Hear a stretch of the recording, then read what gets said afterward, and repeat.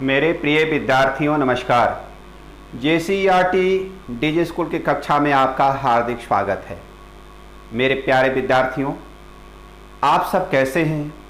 आप अपने दोस्तों के साथ, मित्रों के साथ बहुत खेलते हैं और आपको अच्छा भी लगता है। अपने मित्रों के साथ जब आप खेल रहे होते हैं तो तरह तरह की बातें भी करते हैं, कभी कभी कल्पना में खो जाते हैं और आपकी इच्छा होती है कि कुछ चीज़ें ऐसा हो जाता तो कितना अच्छा होता।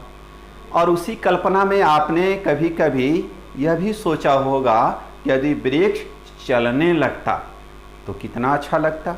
वृक्ष जिसको हम पेड़ कहते हैं, तो यदि पेड़ चलने लगे और हमारे साथ तब कितना अच्छा लगेगा।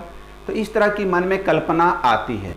आपके उम्र के ही कुछ बच्चे हैं जिनके मन में कल्पना में ऐसी बातें आई और कविता के माध्यम से वह कल्पना, वह सोच आपके साथ मैं साझा कर रहा हूँ। वैसे आप जानते हैं हमारे घरों के आसपास बहुत पेड़ वृक्ष लगे होते हैं और ये वृक्ष हम मानव के सच्चे मित्र होते हैं। और सिर्फ हम मानव के नहीं, पशुओं के, पक्षियों के लिए भी यह आश्रय देने का काम करते हैं। पेड़ की जब बात करें तो कुछ पेड़ हमें फल देते हैं, कुछ पेड़ की पत्तियाँ, जड़ें दवा बनाने के उपयोग में लाए जाते हैं और सभी पेड़ छाया तो देते ही देते हैं। लेकिन सबसे महत्वपूर्ण बात आपको मालूम होना चाहिए कि हम जो सांस लेते हैं, जो ऑक्सीजन मुझको चाहिए, आपको चाहिए, इन पेड़ों से ही प्राप्त होता है।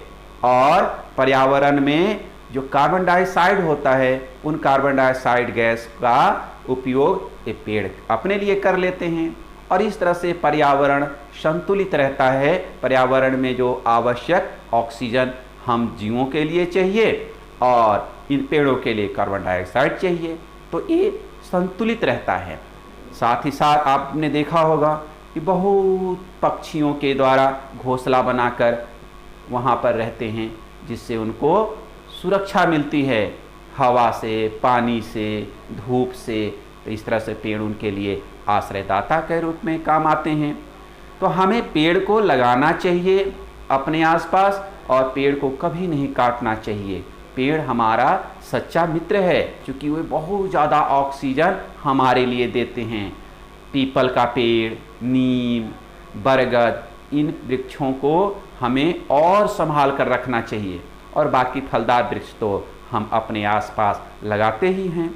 तो मेरे प्यारे विद्यार्थियों, चलिए उस पेड़, उस वृक्ष के लिए कल्पना करते हैं कि यदि वे हमारे साथ, आपके साथ चलने लगते तब क्या होता।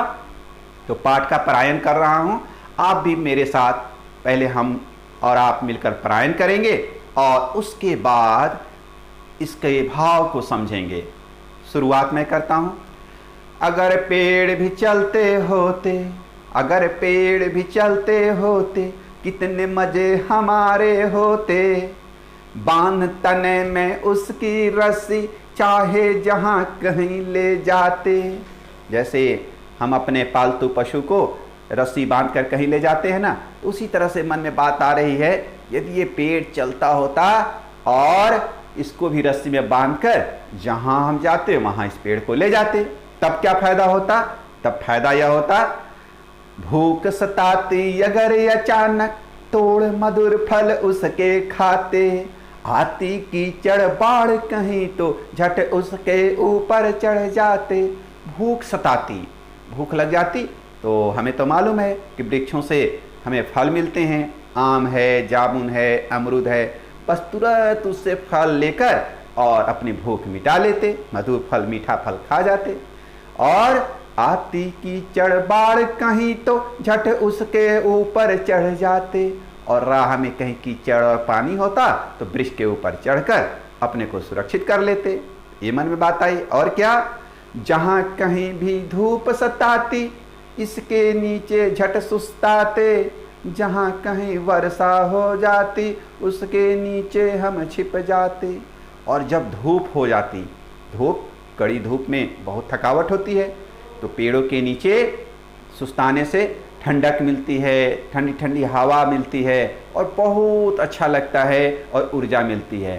तो बातें वही आ रही है, जहाँ कहीं भी धूप सताते इसके नीचे झट सुस्ताते, जहाँ कहीं वर्षा हो जाती उसके नीचे हम छिप जाते। और बारिश होने लगती है तो हम पेड़ के छाया में जाकर छिप जाते हैं। लेकिन मेरे प्यारे विद्यार्थियों, एक बात ध्यान दिलाऊं, वर्षा के दिनों में जब बारिश हो रही हो तो पेड़ के नीचे छिपना नहीं चाहिए। क्यों? क्योंकि कभी कभी बिजली जब कड़कती है तो फिर उससे धारा प्रवाह होता है, करंट होता है, जिससे खतरा हो सकता है। इसलिए बारिश के दिनों में पेड़ के नीचे नहीं छिपना चाहिए।